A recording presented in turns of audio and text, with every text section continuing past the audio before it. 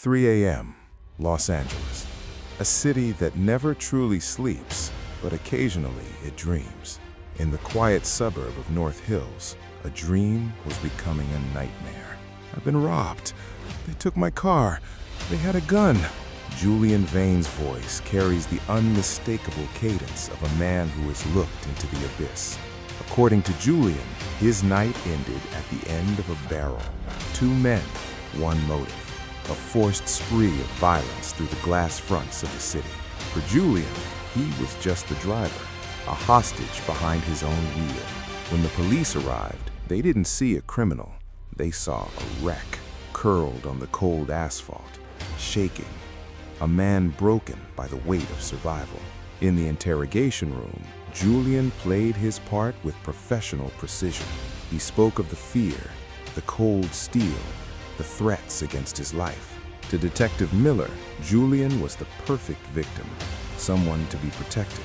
But Julian made a fatal assumption about the world around him. He believed that in the dark, he was alone. He was wrong. He wasn't just driving a car. He was driving a multi-million-dollar forensic lab, a machine that doesn't feel fear, a machine that doesn't care about a gun. While Julian narrated his trauma, his Tesla was telling a very different story. A story written in binary, in sensors, in the cold math of gravity. In the coming hours, the walls of this room would begin to shrink. Julian's alibi was built on a foundation of human error. But data has no empathy. It has no bias. And as Julian would soon learn, the smartest thing in the car wasn't the man behind the wheel. This is the forensic silence of Julian Vane. The GPS doesn't lie.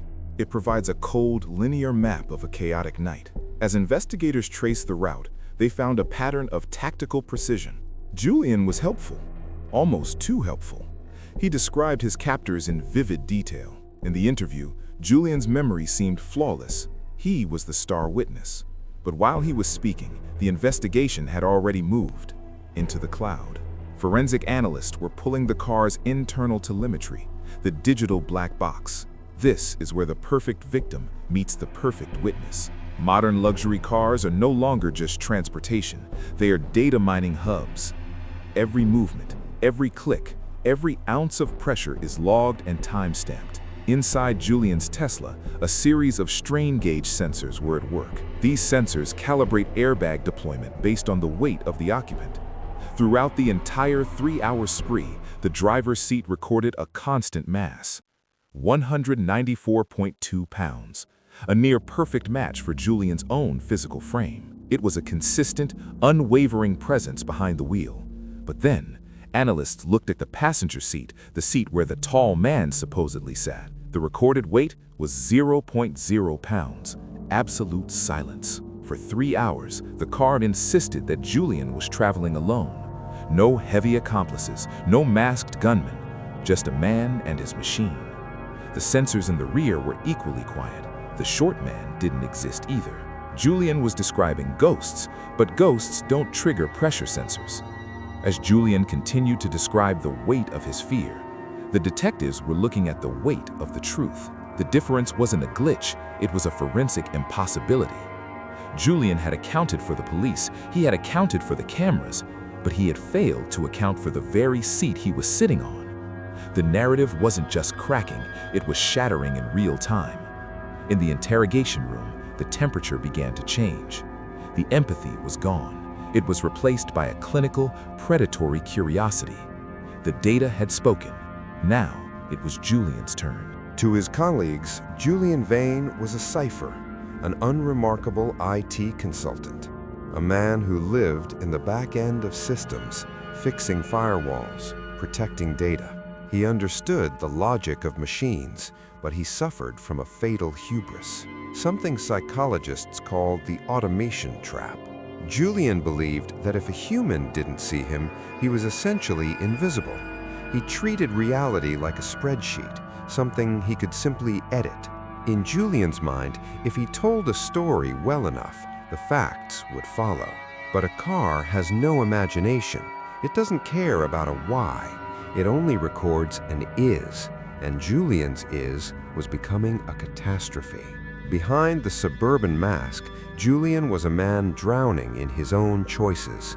High-interest debt, a secret gambling addiction that had devoured his savings. He didn't just need the stolen jewelry, he needed the status of a victim.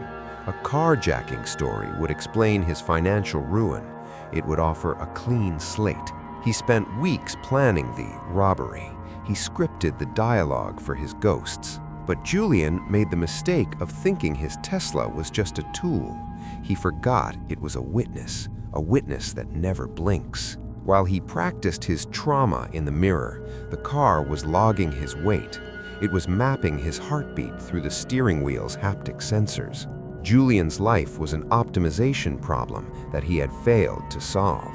He was attempting to delete his presence from the scene of the crime while sitting in the very machine designed to track it. Now the performance was over. The clinical reality was setting in. The detective wasn't looking for a confession anymore. She was simply waiting for Julian to realize he'd already given one.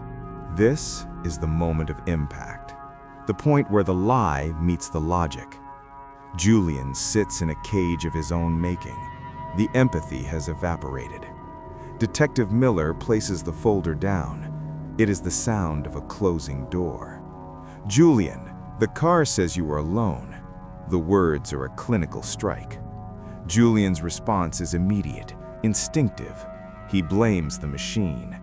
It's a glitch, the favorite defense of a man who trusts code over people. But the mask of sanity is sliding. His breathing becomes shallow, rigid. He is no longer the victim. He is a tactician looking for a hole in the fence. However, the final blow didn't come from a sensor or a spreadsheet. It came from Julian's own vanity, his need to be seen, even in secret. At 4:12 a.m., the Tesla's Sentry mode was triggered by a nearby movement. It didn't capture a face, it captured a reflection in a darkened window. A man in a mask changing a plate, his sleeve pushed up for comfort. Visible on the wrist was a geometric compass, a unique, permanent mark. It was the same tattoo Julian was currently trying to hide under the table. In that second, the automation trap snapped shut. Julian stopped talking. The silence in the room was no longer awkward, it was final. He had accounted for the cameras on the street, he had accounted for the police, but he had forgotten the one witness he brought with him to every scene. The machine didn't need to hear his story, it had seen his soul. Julian Vane thought he was the smartest person in the room, but he was just another data point, a variable that had been corrected. The confrontation was over. The truth was simply recorded. And data never has a change of heart. Julian Vane was sentenced to 15 years for armed robbery and filing a false police report. He remains a man trapped between two worlds, the one he tried to script and the one recorded by the machine he thought he owned. In the end, Julian's complexity was his downfall. He overthought the human and undercalculated the machine. He was betrayed by 0.3 pounds of mass. We often worry that technology is watching us to find our secrets. But in the case of Julian Vane, the technology wasn't looking for a secret. It was simply waiting for the truth to catch up to the data. We build our lives around smart things, forgetting that smart is just another word for witness. Julian didn't lose because he was a bad criminal or a bad strategist. He lost because he forgot that in 2026, even the silence of a parked car speaks. Every movement is a log. Every choice is a timestamp. We are no longer alone with our sins. We are surrounded by them. Julian's story is a warning, a forensic mirror held up to the digital age. You can lie to a detective, you can lie to a jury, but you cannot argue with the sensors, because in a world of variables, data is the only thing that remains.